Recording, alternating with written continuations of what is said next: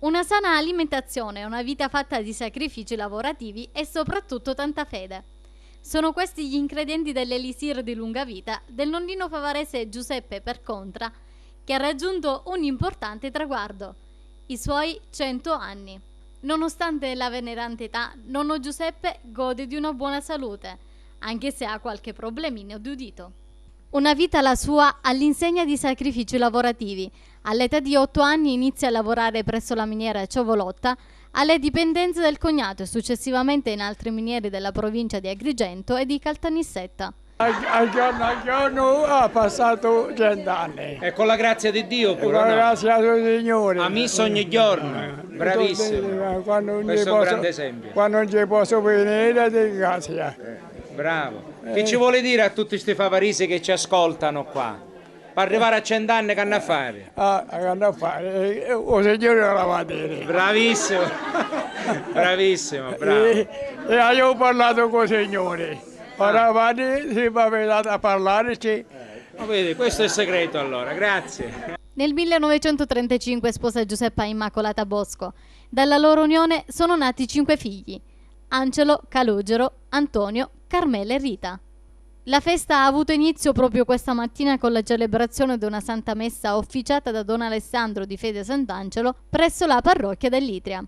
A festeggiarlo i 5 figli, gli 8 nipoti e i 5 pronipoti, di cui uno in arrivo. Un evento importante per voi nipoti che festeggiate i 100 anni di nonno Giuseppe.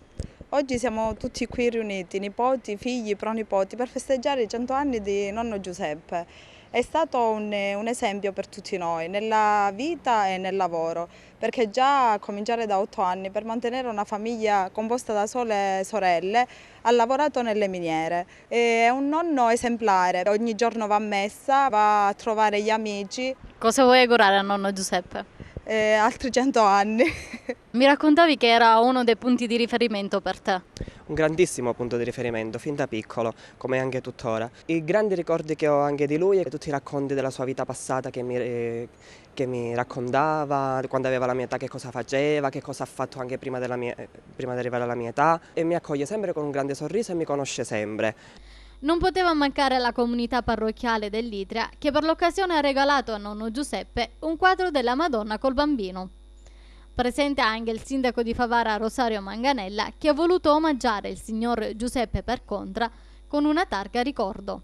Abbiamo celebrato poc'anzi i 100 anni di vita del signor Giuseppe Percontra, un traguardo che difficilmente tutti raggiungiamo. Gli auguro ancora, anche tramite la vostra emittenti, gli auguri di una vita serena, felice, tranquilla e soprattutto in piena salute.